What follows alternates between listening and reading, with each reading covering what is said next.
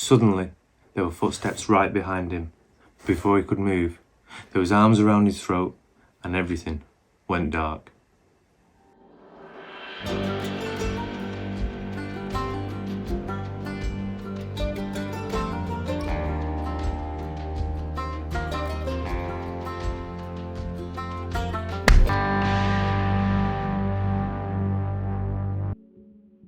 It was a dark December evening in Manchester in the year of 1865.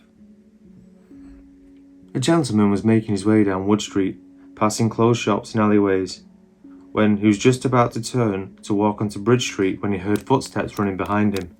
But before he could turn, a man was upon him. His attacker threw his left hand past his head, and grabbing his wrist with his right hand, the attacker tensed all his muscles, tightened his grip, and pulled upwards on Mr. Wood's neck, only stopping when he was limp on the ground.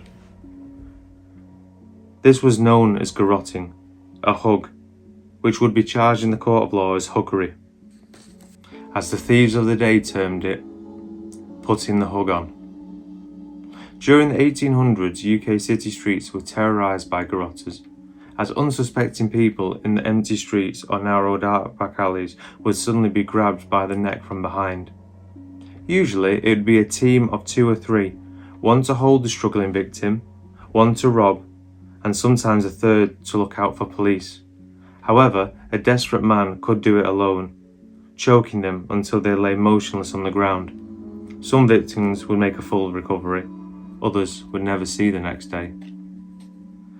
From the 1860s, a reign of terror swept across the cities of the UK. In the dark, cluttered and dirty streets and alleyways, victims would suddenly be seized from behind, by the neck from some ruffian.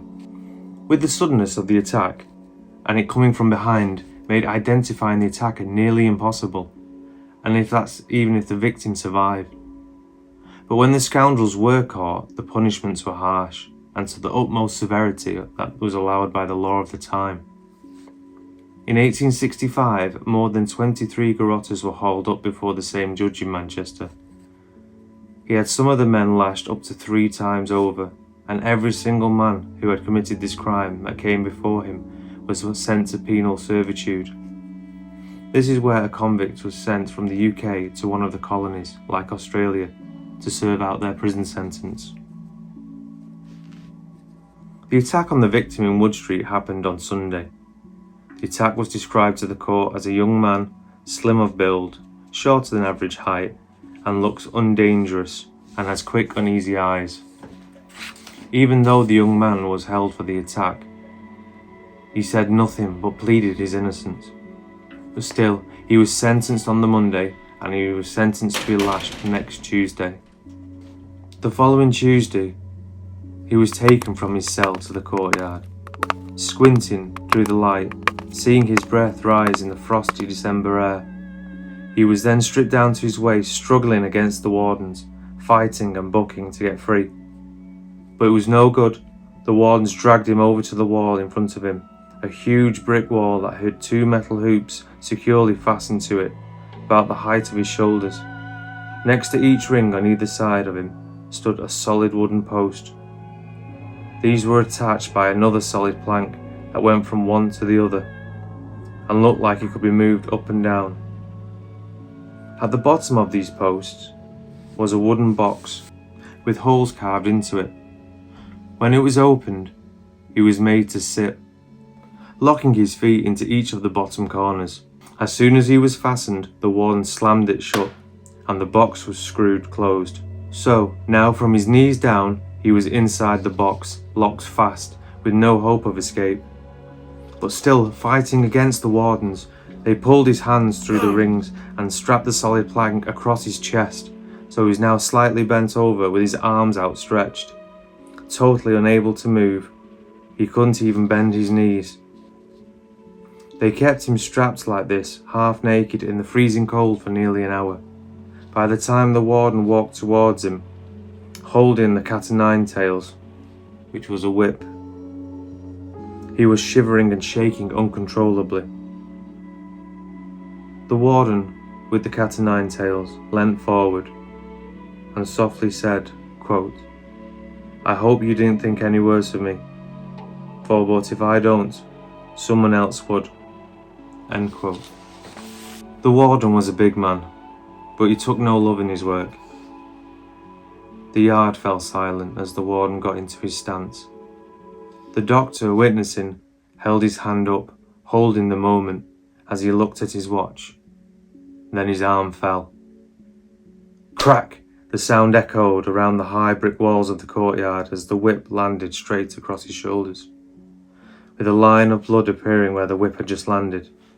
But not a sound left his lips, as the air from the shock and the impact was driven out of his body. But when the second lash fell, he howled and screamed. His skin burnt and felt like it was swelling around the wound. The doctor would point, and the whip would fall again, and again, over and over, on the already open wound, the cat and nine tails sticking in the wound until it was ripped back, taking the flesh with it. The blood was running down his back, pooling into his trousers. Then the whip went across his ribs, wrapping around his chest, knocking the air out of his lungs. He gripped the rings with all his might, which only made him stretch, tightening his back, for when the next blow fell.